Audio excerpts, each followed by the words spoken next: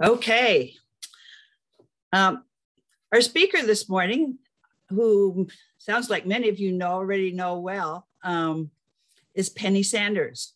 And she would love, and I would love, if we could keep your videos on, if possible, unless you're having a bad hair day. But just in terms of keeping the conversation going. So Penney Sanders is a longtime educator. She's been a teacher, counselor, and high school principal. She served for 7 years as the director of the Office of Education Accountability for the KY General Assembly. Additionally, she's done university-level teaching and has served as a turnaround coach for high-risk, low-performing schools in several urban school districts. Having retired to Port Angeles, she began her third act of life as an elder advocate, recognizing the need for advocacy in our community and inspired by the words of Rose Crumb. What do you mean retire? So Penney created Compass Advocates.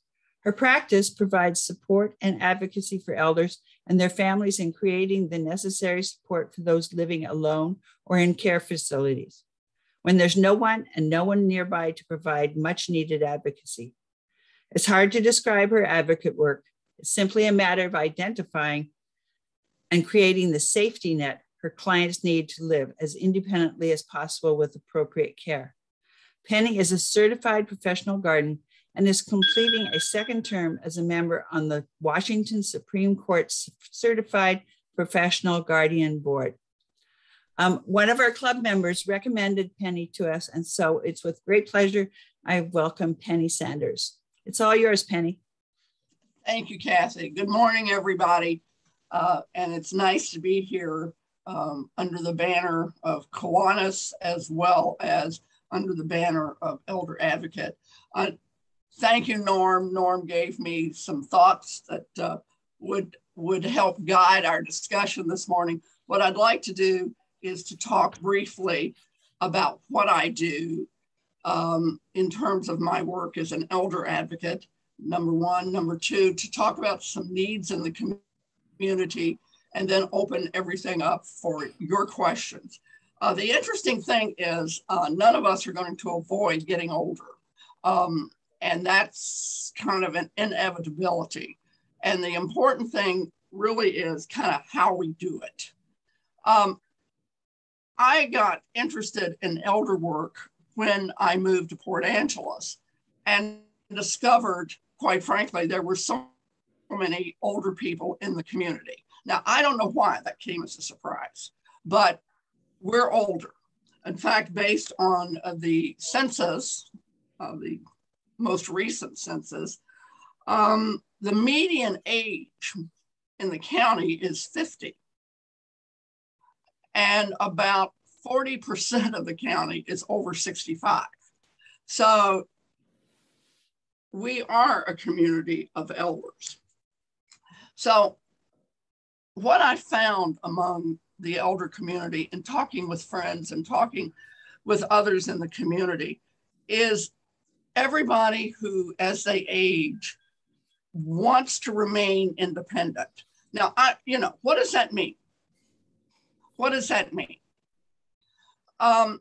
It means taking care of your house, taking care of your yard, taking care of your daily finances, your monthly finances, managing your life. Sometimes you get to a point where you need some help doing that. And that's what I do. I am committed by virtue of my work to keeping people living as independently as long as they can. In fact, as I look at my business card, that's the focus. But independence takes on many, many different meanings. And I think the easier thing for me to do this morning is to talk about what does my work look like? It's hard to describe. Generally, most of my work now comes through word of mouth. I handle referrals from attorneys, from social service agencies, from people who are familiar with my work, who say, here is someone who needs some assistance. It's not a perfect process. A lot of it has to do with creating a relationship with someone. So I'll give you an example of how this works. Many people who remain at home need help paying their bills. For some reason, one of the first skills that seems to go is the ability to stay organized with bill paying, with handling the mail. This sounds, from our perspective as functioning human beings, this sounds strange. But this is where I often begin, is helping people manage their business affairs. Then I work into going with them to doctor's appointments. Everybody needs, and I'm saying all of us, as I look at this group, even younger people, when you go to a doctor's appointment or any type of medical appointment, it is always helpful to have a second pair of ears to hear what's being said. And so I often just go and sit and listen to what the conversation is. I often am explaining to people what is being said. Again, it's all about having somebody accompany you. Many of my folks that I work with, that I'm kind of sad to say, either have no family or are estranged from family. And I think the saddest thing I deal with are elderly folks who retire here and for whatever reason become estranged from their family. Let's give you what this looks like. Mother and dad come to swim. We'll pick on swim this morning. Mother and dad come to swim. They retire. They are healthy 65-year-olds. And then at 70, 75, somebody breaks a hip. Somebody has a heart issue. All of a sudden, that fiercely protected independence starts to erode, and they need help. In a healthy family relationship, there's generally a family member who could help out, but that's not often the case. One of the things, with the holidays coming up, one of the things that happens often for me is the phone starts ringing after the Christmas visit to mother and dad. Family hasn't been here for a year. Mom sounds great on the telephone. When you only talk to somebody once a week for 20 minutes, guess what? Anybody can sustain 20 minutes of conversation. So we come for a visit, and what do we see? Mom's walking with a cane. Dad's spending a lot of time in the chair if dad is still around. Health conditions have changed. The house is a mess. Bills have piled up on the desk. And all of a sudden, family says, oh my God, we're in chaos. That's when I get a phone call. And so I attempt to help the family not to overreact, to create a way out of the situation. Again, always going back to how do we maintain independence? Oftentimes what I do is I visit weekly. I just check in. I go to appointments. I help at some juncture to involve everybody in a conversation of, all right, guys, we've reached the point where staying at home is no longer an option. And that's a tough conversation. And I'm guessing many of you in this room have been in that conversation.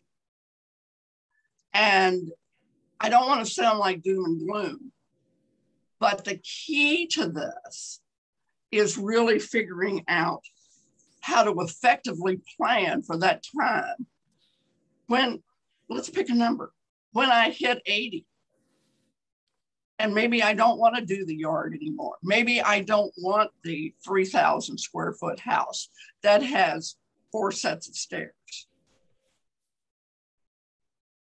Where do I go? What do I do? And so that is my work. Again, as I said, my work comes from referrals, from identifying people through agencies who ask me to go check on people. I'm a little different than other people. I am what is known as a single practitioner. I have a relatively small practice. I keep it small because I need to be able to provide that one-on-one service to people who need me. I take 24-hour call. I go to the emergency room. I go to the hospital. Perhaps one of the saddest things I do is work with people in their final days as they're in hospice. So I do it all. I've been in the business for about 10 years.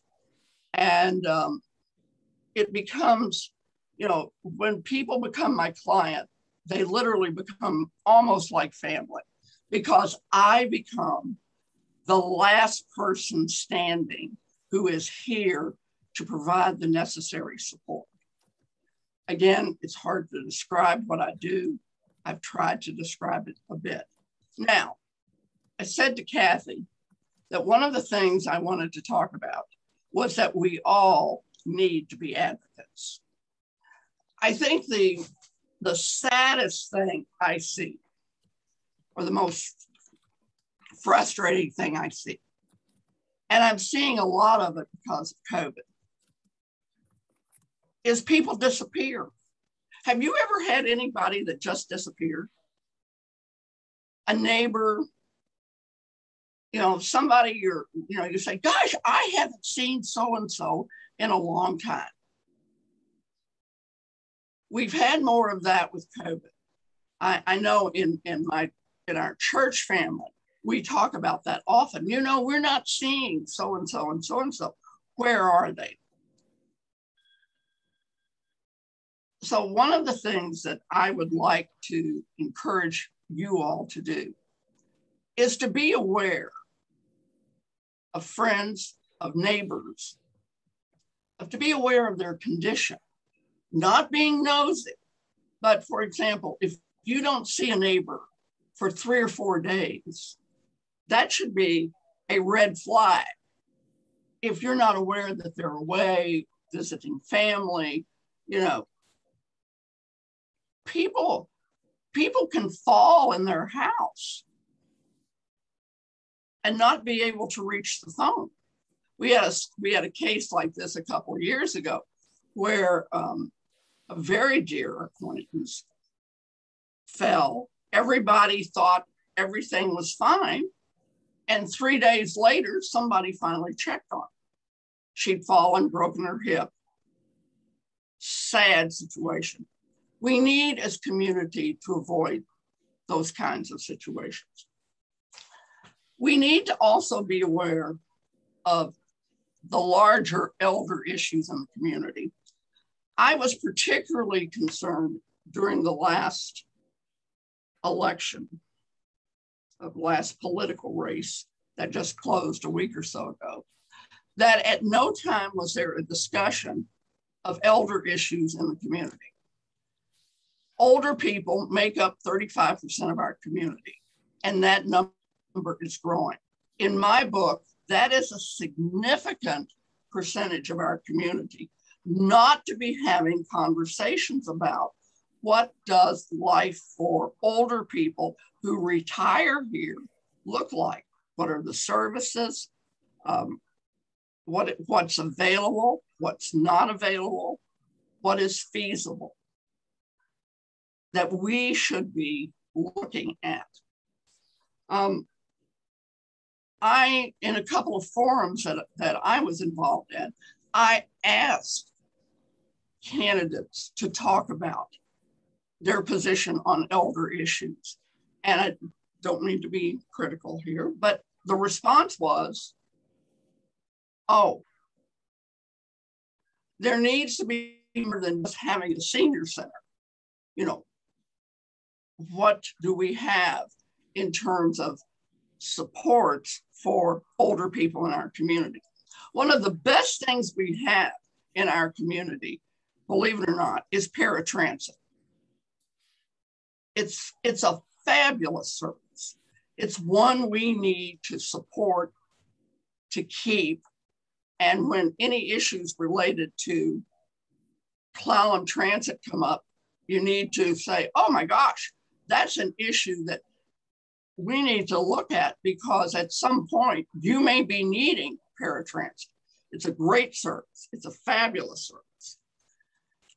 In my book, the most current older need is specialty care in the hospital and in the medical community. And what do I mean by specialty care? Old people need cardiology, urology, and primary care. Those are issues that currently we're having a lot of discussion and a lot of transition in the community. I don't know how many of you got the letter recently that said this community is losing 2 cardiologists. For me, that was a red flag. And we need to be saying to our hospital commissioners, to our hospital leadership, cardiology is a major concern, because ultimately we all need a healthy heart. So this is the kind of advocacy I'm talking about as the community, that we need to be looking at issues that are related to older people, that we need to be aware what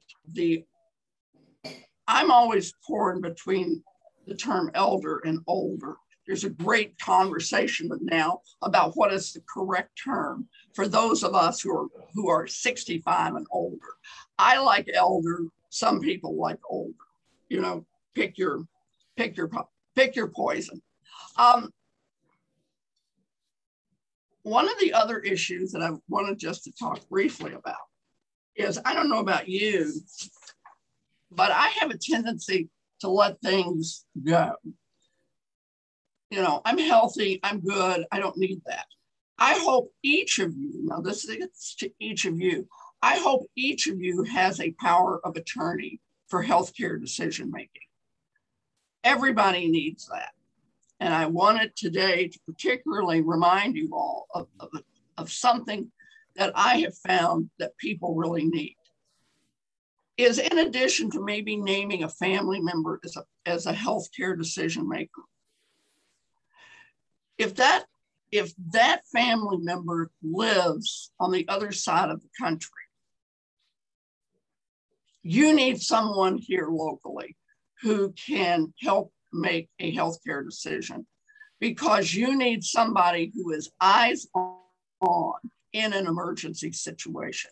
That is one of the things that I have seen that's missing.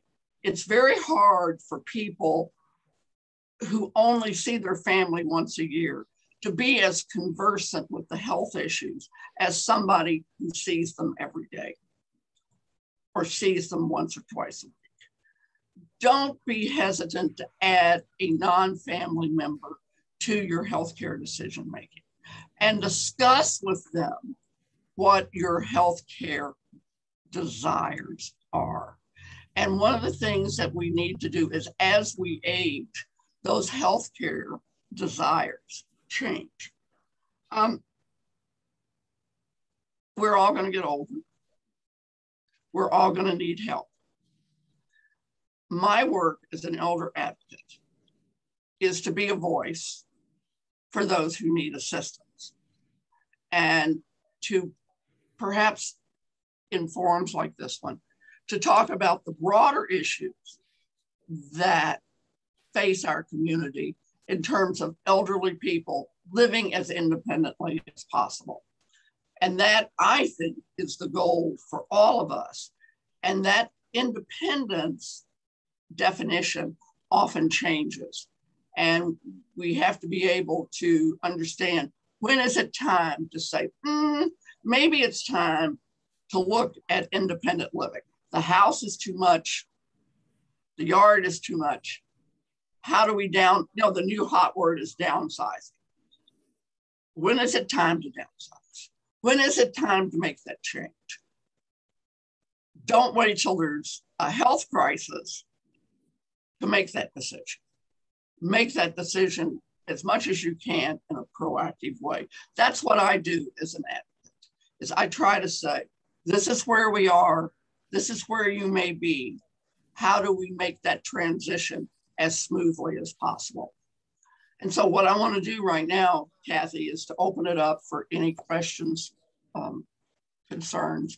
I don't have all the answers, trust me.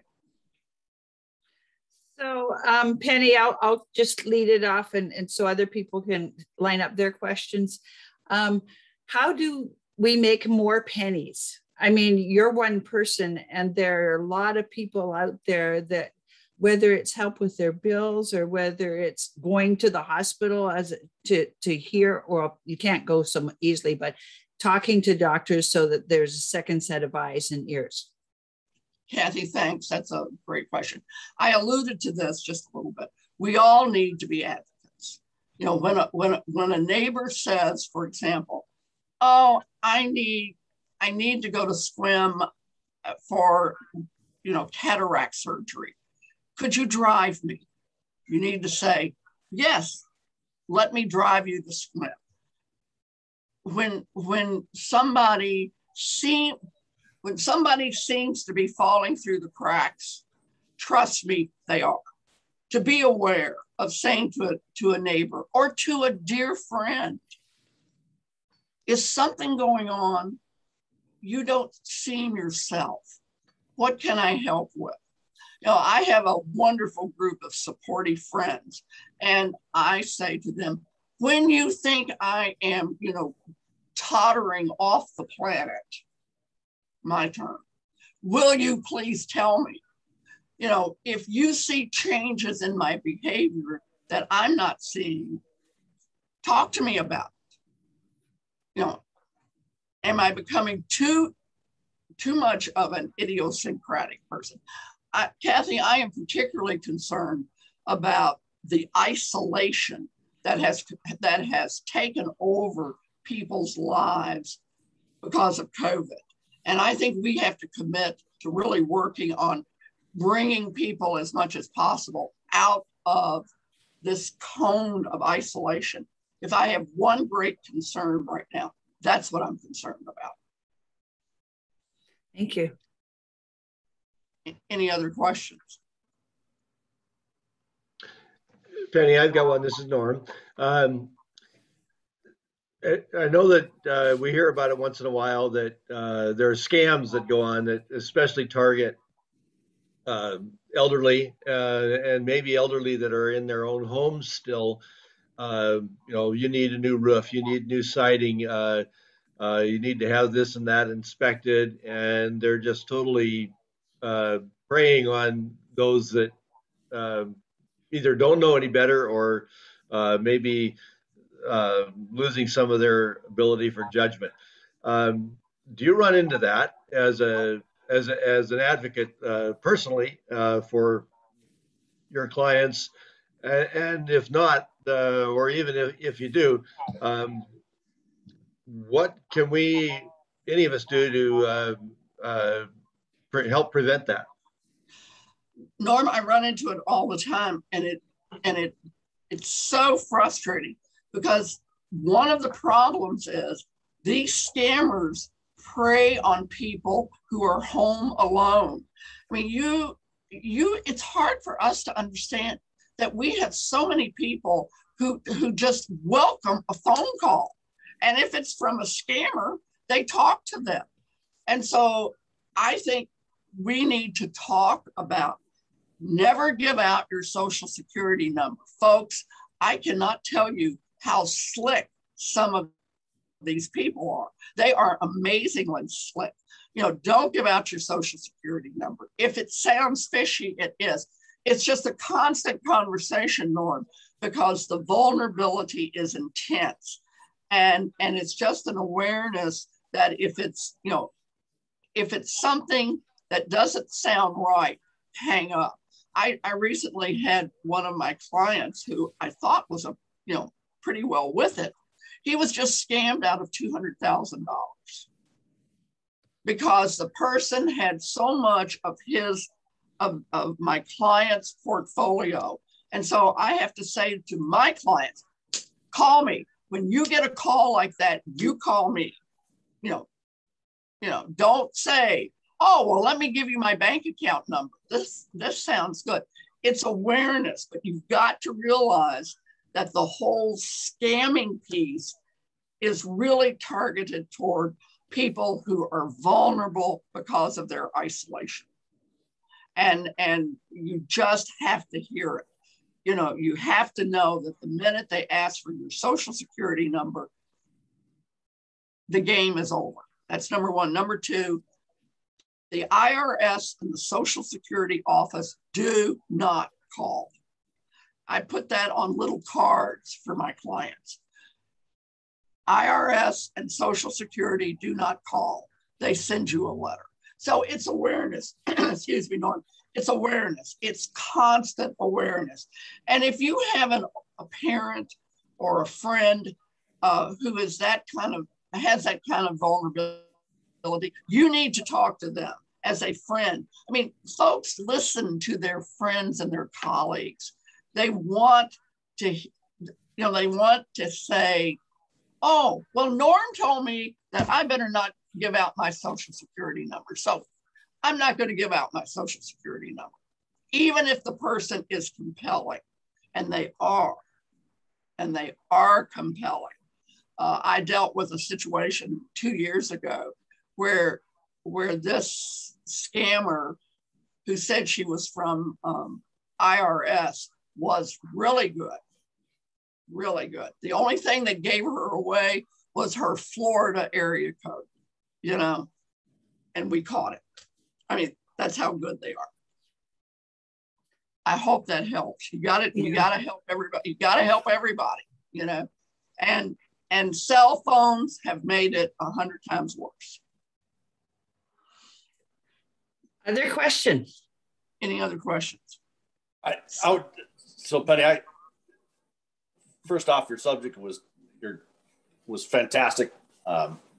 And your service that you're providing to your clients, obviously very much appreciated. If I could just echo what she's saying, it's very important, obviously with our parents getting older, and Ron and I felt it firsthand here with my mom and her parents. In fact, Ron is still with her parents because of, things can get south real quick. So all of the stuff in terms of taking care of our parents is absolutely critical. Because it's important. So, and I'm feeling it firsthand. So, Penny, we really appreciate your thoughts. Well, it is our journey, Scott. Our parents, and this is the other thing. This is what makes the journey so hard, is respecting the independence.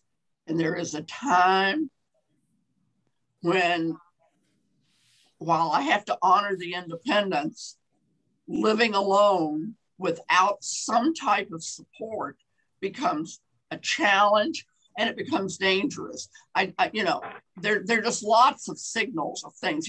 One of the areas where so many elderly people get into trouble earlier is not on their managing their money, but also managing their medications. Medication management is a huge issue. And it's a huge need in the community because it takes a special kind of licensing for someone to do medication management. That's kind of in the ballpark, that's in the weeds, but it's a huge issue among those of us who do this kind of work, is being able to find people who can do something as simple as medication management. And it has to do not only with making sure people get their, physically get their pills, but cueing them to take medications appropriately. The reminders, the encouragement, that kind of thing. It's a huge issue, and one we're struggling with all the time. Penny, do you have a top 10 checklist you could share with us for preparing ourselves as well as dealing with our parents. And also, can you share your contact information? Okay. First of all, I don't have a top 10, Kathy, because it changes all the time. Any medical crisis for either you or your spouse or a loved one changes the calculus overnight. So, my top 10 list begins with be healthy. Do what it takes to be as healthy as long as you can, but also be prepared. Actually, my list is pretty short.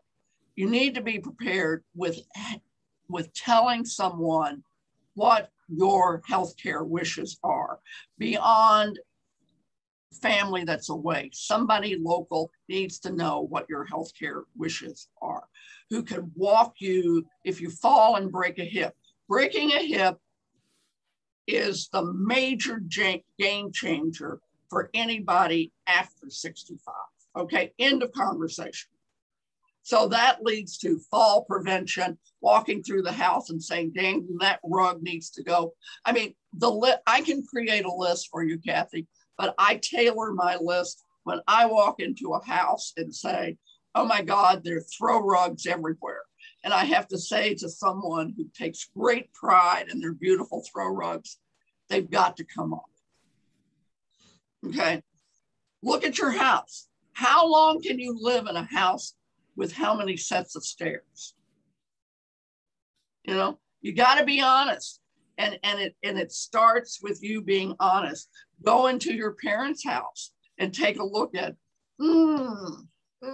maybe it's time for a conversation with mother and dad about bringing that, for example, bringing the washer and dryer up to the main floor so that somebody's not carrying laundry baskets up and down the stairs. Not sexy. That is not a sexy fix. But gosh, that keeps somebody from breaking a hip. Yeah. One of the great things that I've seen recently is there's all kinds of technology. I just saw an elevator advertised in a magazine that doesn't require a shaft. It's actually an easy installation that doesn't require major construction. There's all kinds of stuff out there. It's just a matter of saying, what do we need? How do we do it? Thank you. Tom, you have a question. I do. Thank you, Penny.